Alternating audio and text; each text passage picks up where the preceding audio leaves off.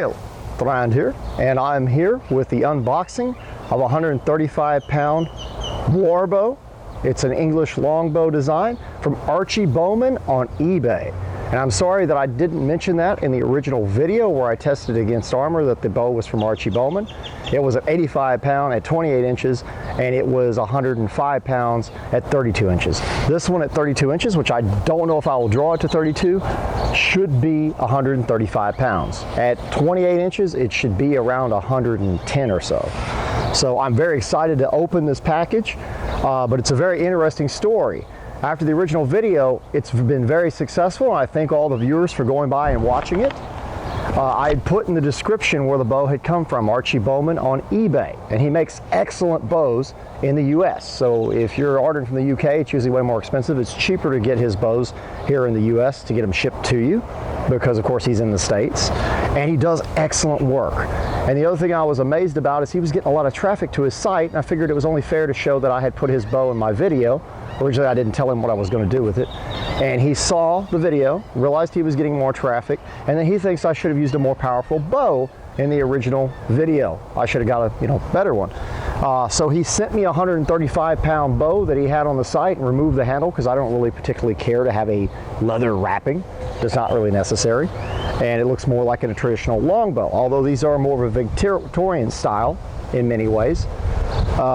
He had shipped me the bow, and somehow in the shipping, the bow got mangled. I mean, it got broken to where you could tell by looking at it. It had S-curves, and yeah, my stomach turned. And I figured the man sending me a bow for the channel like that, would probably, well, that's it, your bow's destroyed, or, what have you. No. Immediately I sent him a short video showing him what had happened to the bow, the package, and he immediately got to work making me another bow specifically for me in the channel to test on armor. So we have a nice 135-pound bow. I'm very excited about opening this today. I hope you all are too, that we're going to open it up and check it out. I'm going to go real gentle and easy with it because it did change climates from where it came from.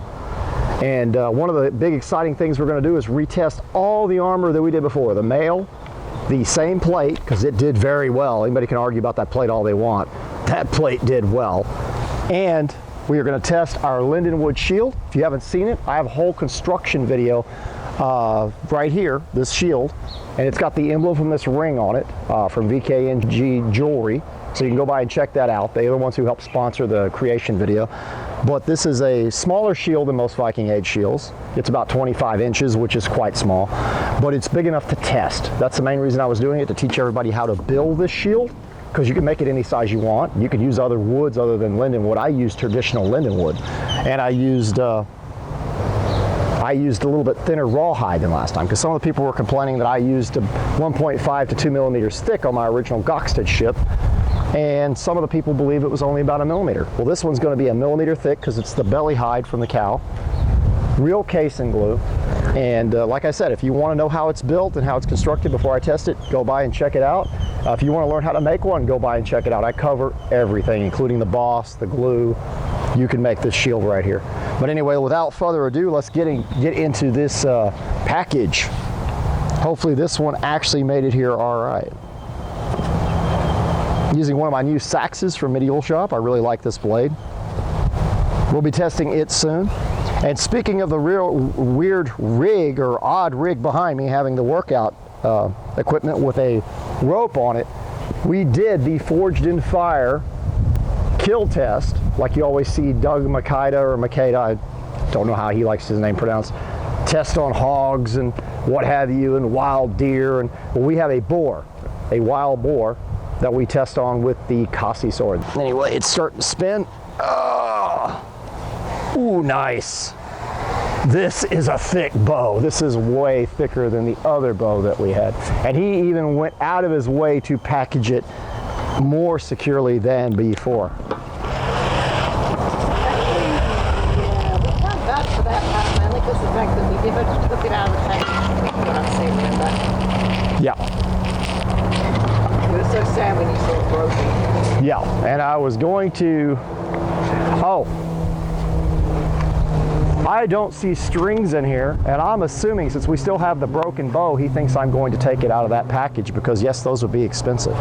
And yes, they really truly would be. 110, 130 at 32. We might have to take a break here and unwrap it because he went, like I said, way out of his way to wrap this one. This is going to be beautiful. He even put a separate shipping label on the inside in case something happened. That's excellent. I know why he did it. He was really worried this time that something might go wrong. He didn't want to deal with that again. This bow looks beautiful. We've got these strings from the bow that he sent that was actually damaged, so I'm assuming he expected me to take those out and it was okay to open it up. I hope so, Archie or Doug. I'm going to go ahead and string this. Now, mind you, this is the strongest bow that he makes. I do not plan on getting a 32-inch draw on it, or even full 28 maybe. I don't know. We'll see what happens. I've never drawn a bow that's 110 at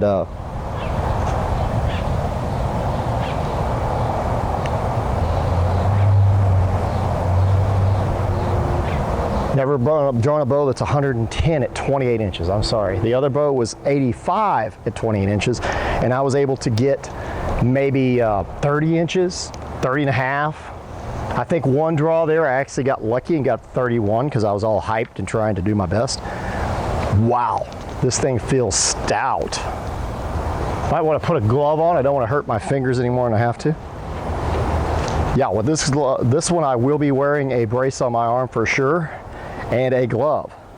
This is an excellent work of art. You can look at it and just see that yes, it kind of has that Victorian D section, but being such a strong hickory bow, it's almost oval. That's not even a D totally. You expect that perfect D section almost, and we've got a totally rounded bow that's totally different. I mean, even than the other bow when I'm looking at it. And just feeling it, it is extreme.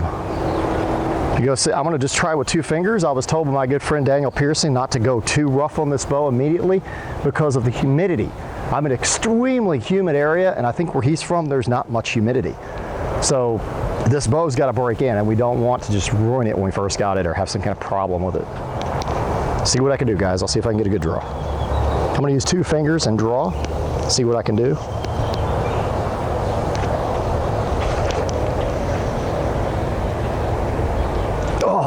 About 28 inches, close. I think I'm about 27 or so. So, yeah, that hurt. It's going to take me a while to get used to using this bow. I'm not going to lie to you. This is definitely a humbling bow. 135 pounds at 32 inches and 110 at 28. It's going to be stout. That's all I know. But the point is, if I get used to this bow, we know I'm drawing the max I can draw. You know, as long as I can get to at least 28 inches or so, so we have a good range of motion. And then the other thing is, we'll know that I'm getting max draw. If I psych out and I draw really hard and I've rested up and worked out with it for a while, then I might get a few more inches, an inch or so. That's going to add more power. So definitely this bow will be better for armor testing. And as you can see, there's no wrapping. I'm going to take the wrapping off the other bow. I'm going to keep the other bow and use it for certain tests because we can actually get a longer draw. And that states something as well. If a lot of you know how archery works, the longer draw gives you more of an accelerated arrow. I mean, the shorter draw with more power is powerful as well. So if I can just get to 28 on this one, it will definitely be more powerful than the other bow drawing at 30, 31 inches. You know, 30 and a half, 31, within that range. That's the most I got on the other bow. I'd say about 30 inches was the most, you know, 30, 30 and a half, somewhere in that range. I don't think I quite went to 31, but close. This is an excellent bow. I highly recommend his work, and thank you once again, Archie Bowman, for all your work and effort to send me this beautiful bow. Made of free flow hickory with the horn tips and an excellent linen wax string. I think he makes the strings as well, and the B52 stringers, the Flemish stringers. Be sure and go by and check out Archie Bowman's work. And by the way, we have a shield video we just made. Be sure and check that out, where I make a shield out of totally period materials. This is lindenwood, and it is stitched on with jute, the actual rawhide, and glued with real casing glue. I show the recipe on how to make the casing glue. I show how to cold hammer out center boss, but in a Viking Age method. I show how to rim it. I show how to use sections if you don't have enough rawhide, and how to cover it, face it back and front with rawhide, and have it glued to it. So this shield is going to be extremely durable. We'll probably be using this bow here if I feel like I'm up to using this one, or the other bow, to test it with arrows, some spears, axe throws, stuff like you would have seen in a Mike Lode's episode a while back when he tested a shield very similar to this made of lindenwood.